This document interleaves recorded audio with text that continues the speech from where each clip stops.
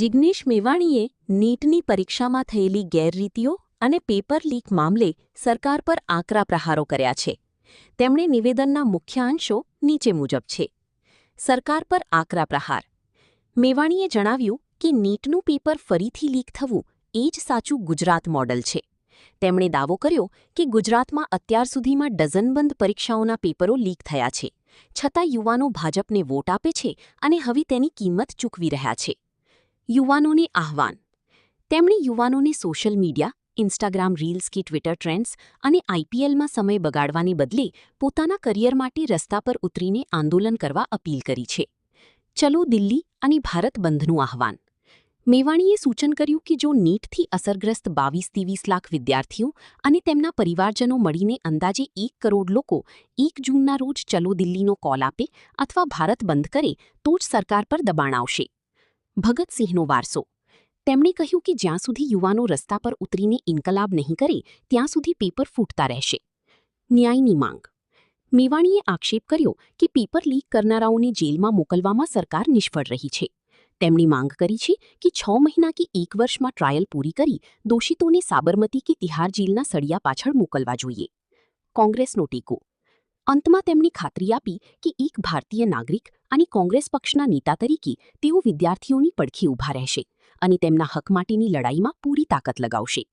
શું તમે આ વિષય પર કોઈ સોશિયલ મીડિયા નીટની પરીક્ષાનું પેપર ફરી લીક થયું એ જ સાચું ગુજરાત મોડલ છે. ગુજરાતમાં 1 ડઝન 2 ડઝનથી વધારે સતત પરીક્ષાના પેપરો લીક થતા રહ્યા અને ગુજરાતના યુવાનો ભારતીય જનતા પાર્ટીને વોટ આપતા રહ્યા અને એની કિંમત તમે ચૂકવી રહ્યા છો.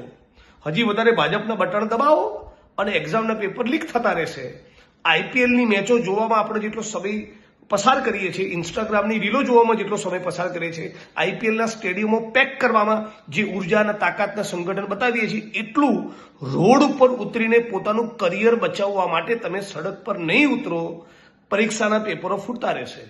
મારી એક યુવાન તરીકે, ગુજરાતના એક આંદોલનકારી નેતા તરીકે આ દેશના 22 લાખ યુવાનોને, વિદ્યાર્થીઓને એક જ અપીલ છે, જ્યાં સુધી સડક ઉપર ઉતરીને ઇન્કલાબ નહીં કરો, સાબિત નહીં કરો કે આ ક્રાંતિકારી ભગતસિંહનો દેશ છે, ત્યાં સુધી મોદીના શાસનમાં, ભાજપના શાસનમાં પરીક્ષાના પેપર લીક થતા રહેશે. એક પણ એક્ઝામનું પેપર લીક થયું એના આરોપીઓને જેલના સળિયા પાછળ આ સરકારે મોકલ્યા નથી.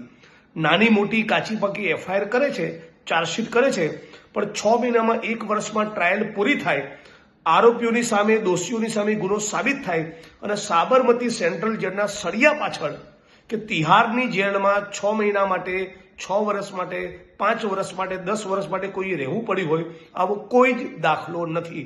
એટલે હે યુવાન મિત્રો, ફક્ત ઇન્સ્ટાગ્રામમાં રીલ બનાવવાના બદલે, ફક્ત ટ્વિટર ટ્રેન્ડિંગ કરવાના બદલે, સાચા અર્થમાં તમને લાગતું હોય હવે પછી ગુજરાતમાં કે દેશમાં એક પણ પરીક્ષાનું પેપર લીક ના થવું જોઈએ તો ઇન્કલાબ કરવા માટે તમે સડક પર ઉતરો. ઉદાહરણ તરીકે 22 લાખ વિદ્યાર્થીઓ જે નીટના પેપર લીકના વિક્ટિમ્સ છે, ભોગ બનેલા છે, આ 22-23 લાખ વિદ્યાર્થીઓ પરિવારના 4-5 સદસ્યો સાથે 1 કરોડ લોકો 1 જૂનના દિવસે ચલો દિલ્હીનો કોલ આપે તો કેટલો તગડો મેસેજ જાય. આ નહીં કરો, ભારત બંધનો કોલ નહીં આપો, સડકો જામ નહીં કરો, ત્યાં સુધી પરીક્ષાના પેપર ફૂટતા રહેશે. હું તમારી સાથે છું, તમે આવો કોલ આપો, અમે બધી તાકાત ઝોકીને તમારા હકના અધિકારની લડત અમે બુલંદ કરવા માટે કોંગ્રેસ પાર્ટી તરીકે, એક ભારતીય તરીકે, એક નાગરિક તરીકે તમારી પડખે ઊભા રહીશું.